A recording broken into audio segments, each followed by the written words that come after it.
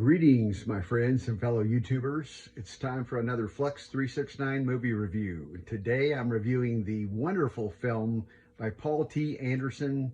It's called Licorice Pizza. Sounds delicious, right? I'm going to give you a little spoiler. Actually, there is no licorice pizza in the film, but this is a film not to miss. I reviewed the other day The House of Gucci, which I put at the top of my list for 2021. And as I saw Licorice Pizza last night on New Year's Eve, I'm moving it ahead as the best film of 2021. This is a movie that just has so much charm and excitement, and it encapsulates what it was like living in 1973. Why would that matter to any of you? Well, you're going to have to see the movie to find out. But I was a 22-year-old that year, and I'm telling you, I lived a lot of what was going on in this film. It was a wild and wacky, crazy time that in many ways foreshadows the times that we're in today. So let me tell you about the film.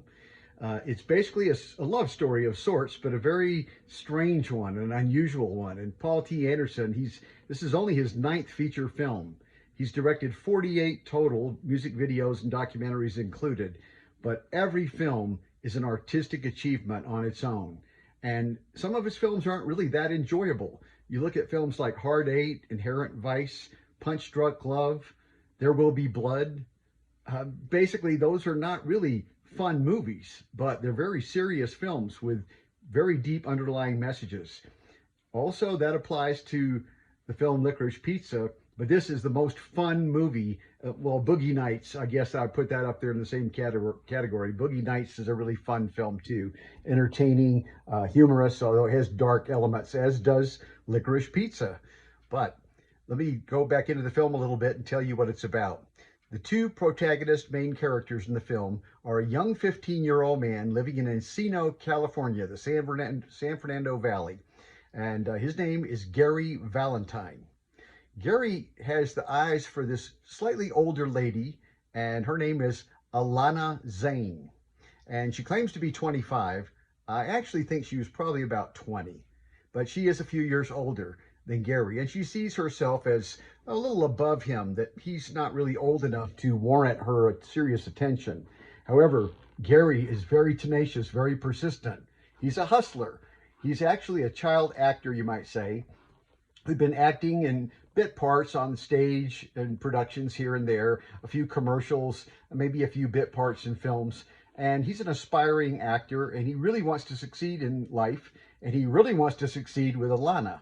He just falls madly in love with her initially. But Alana, again, she sees Gary as an interesting person, but really not her type.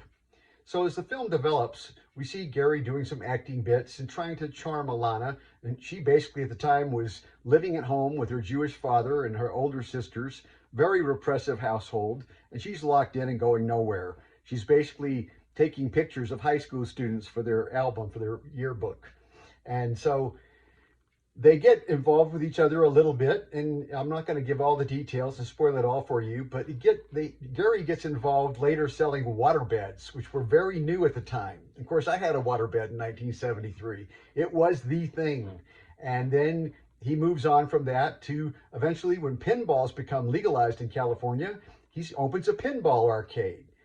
Gary has a lot of foresight. He's a visionary young man, even at the age of 15. He's very ambitious, he's very, very charming, and he's a good-looking guy, even though he's just a 15-year-old. There are some cameos in the film, and I'm not going to spoil it for you other than to say they are excellent. Sean Penn, Tom Waits, Bradley Cooper. You won't believe these performances, folks. They'll just blow you out of the cinema. And I saw it with 3 other people. Of course, New Year's Eve with a snowstorm in Denver. That's not surprising. However, the film has a conclusion that is very satisfying. There are some elements that build, and it has you guessing as to what's going to happen. And so that's all I'm going to say about the film. But don't miss this one. Licorice Pizza is a film I'll be watching many times again. Big thumbs up.